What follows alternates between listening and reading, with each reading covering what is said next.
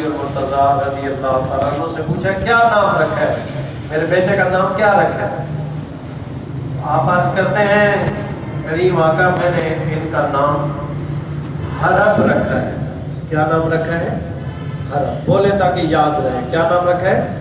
حرب۔ حرب کا مطلب ہوتا ہے جنگجو، بہادر، تگڑا۔ تو چونکہ جس بندے کو جن چیزوں سے زیادہ واسطہ پڑتا ہے، محبت ہوتی ہے، بندہ ان کا ذکر کرتا رہتا ہے، ایسے نام رکھتا ہے، ایسے معاملات پیش کر سکتا ہے۔ تو حضرت مولا تعالیٰ خود بڑے ضرورت مند اور بہادر تھے، شیر خدا تھے۔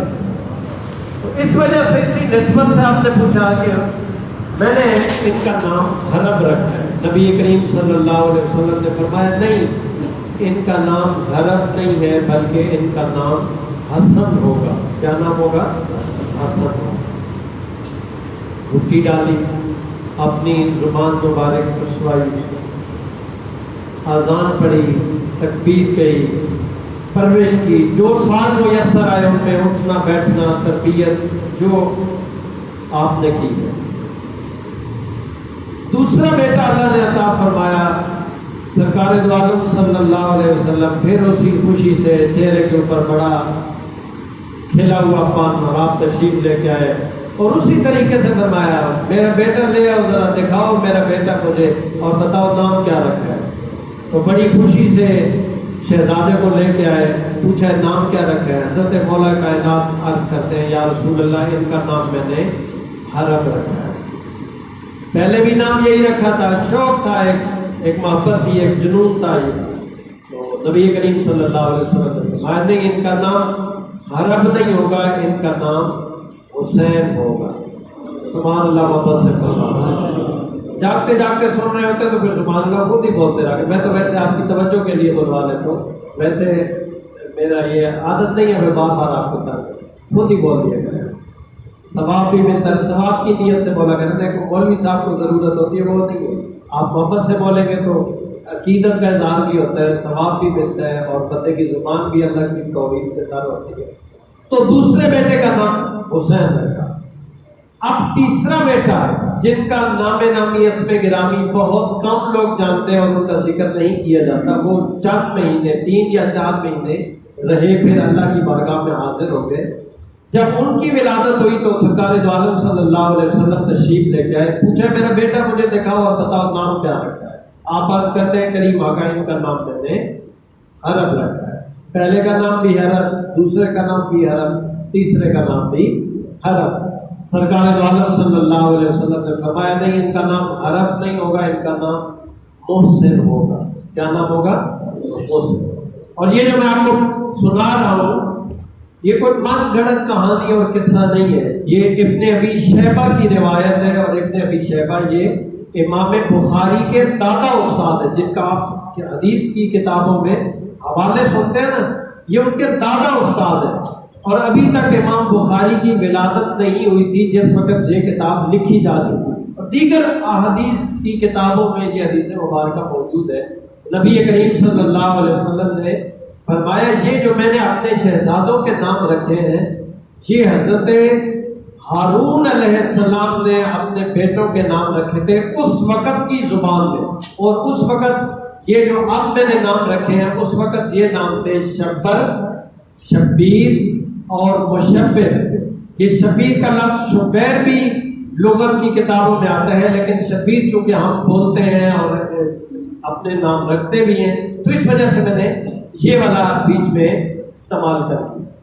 تو یہ نام ان کے بیٹوں کے تھے، اس نسبت سے میں نے اپنے شہزادوں کے نام رکھے ہیں۔ آج کی اس عربی زبان میں جو معنی اس وقت کی زبان میں بنتے تھے آج کی زبان میں بھی معنی اور مفہوم وہی بنتا ہے۔ تو حسن کا کیا مطلب بتایا میں نے؟ خوبصورت، حسن و جمال کا پیکر، حسین و جمیل، جن کے چہرے سے حسن کی شعائیں اٹھتی ہوں ان کو کیا بولتے ہیں؟ حسن۔ کیا بولتے ہیں؟ اونچا بولے، کیا بولتے ہیں؟ حسن۔ اب جو دوسرا شہزادہ ہے ان کا نام یہ حسن کی تصغیر ہے۔ یہ عربی زبان میں چونکہ آپ کو اس کے ساتھ کیا لگے تو یہ تصغیر ہوتی ہے، یعنی کسی نام کو چھوٹا کر کے بلانا۔ تو حسین اس شخصیت کا نام ہے کہ جو حسن میں، جمال میں، کمال میں، خوبصورتی میں، ان ساری چیزوں میں وہ حسن جیسے ہی، لیکن عمر میں چھوٹے ہو تو بڑی عمر والے کو حسن کہا جاتا ہے، چھوٹی عمر والے کو حسین کہا جاتا ہے۔ چیزیں برابر ہے، حسن بھی ایک جیسا، کمال بھی ایک جیسا، جمال بھی ایک جیسا، اور بلکہ خوبصورت کو کیوں نہ ہو، ان کے چہروں سے یہ شعاعیں کیوں نہ نکلے نور کی، کیونکہ میرے اور آپ کے کریم نبی صلی اللہ علیہ وسلم نے فرمایا کہ میرا حسن سر کے بالوں سے لے کے ناف تک میری شبیہ ہے، میری طرح ہے، میرے مشابہ ہے، میرے جیسا ہے، اور میرا حسین ناف سے لے کے پاؤں کے ناخنوں تک میری شبیہ ہے۔ علماء فرماتے ہیں کہ حدیث کی کتابوں میں آتا ہے، حدیث مبارکہ کا مفہوم ہے، جب دونوں بھائی حسن اور حسین دونوں کو کہیں اکٹھا کھڑا کیا جاتا تو پوری تصویر مصطفیٰ نظر تو چہروں سے وہی حسن، وہی محبت، وہی شعاعیں، وہی نور کی جھلک جھلکتی ہے۔ تو خوبصورتی تو تھی ہی صحیح۔ تو بہرحال ہم نے چونکہ حضرت امام حسن کی بارگاہ میں اپنی عقیدت کا خراج پیش کرنا ہے، تو آپ کی صحابت، آپ کا زہد، آپ کا تقویٰ، آپ کی عبادت، یہ ساری چیزیں کوٹ کوٹ کے بھری ہوئی تھی۔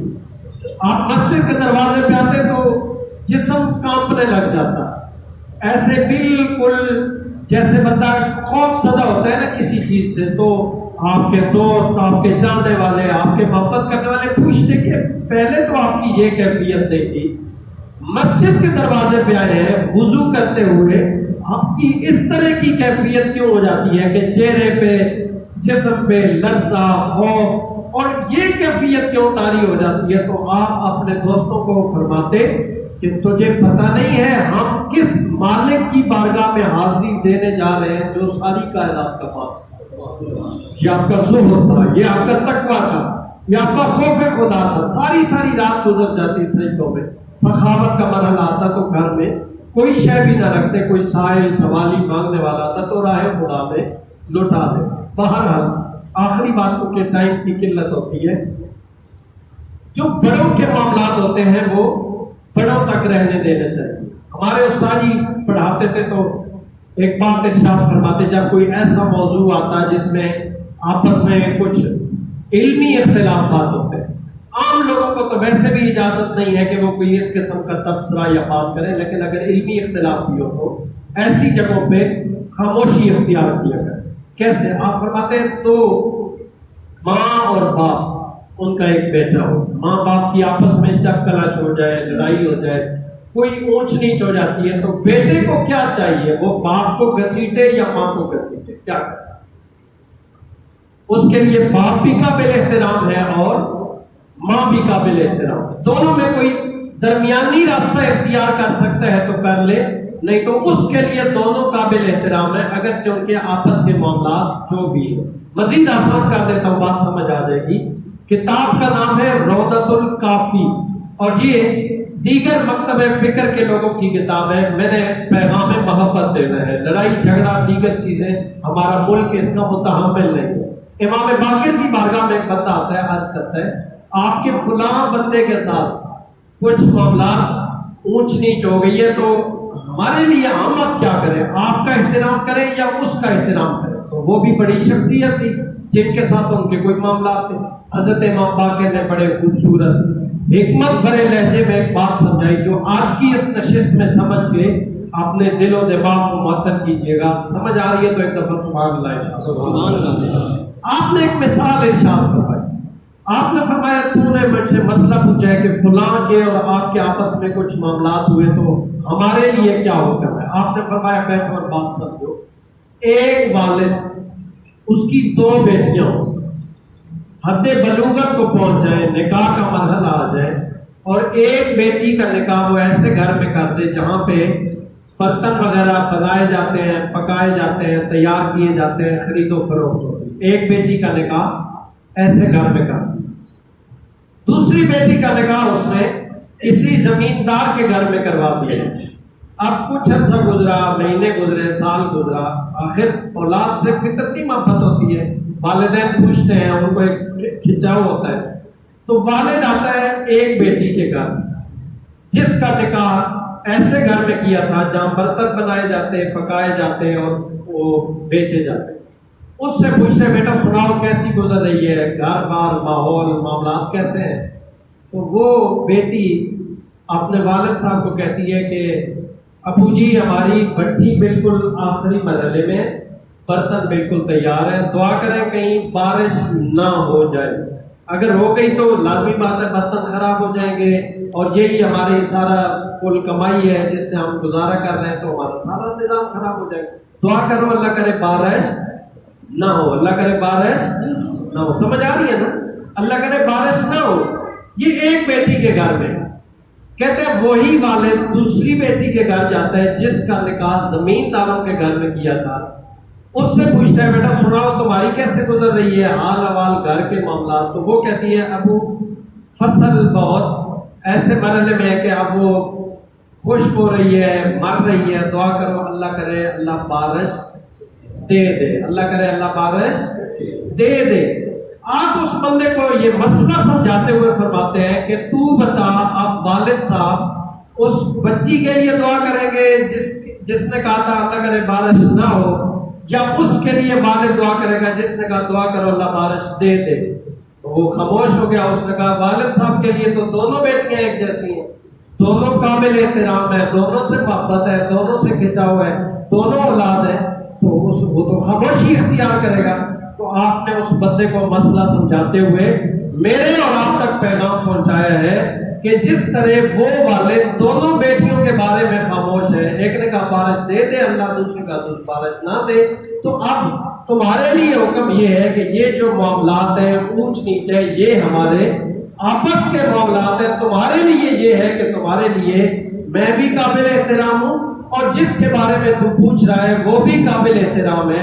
تو میرا آپ کو ابراہیم خلیل مسجد کے اس ممبر سے پیغام یہ ہے کہ ہم الحمدللہ صحابہ کرام کی عزت بھی اس لیے کرتے ہیں کہ ان کی نسبت آمنہ کے لال کے ساتھ، ہم اہل بیت اطہار کا احترام اور محبت بھی اس لیے کرتے ہیں کہ ان کی نسبت آمنہ کے لال کے ساتھ ہے۔ تو ہماری آنکھیں دونوں روشن ہونی چاہیے، دونوں ہمارے لیے قابل احترام ہے، دونوں قابل محبت ہے۔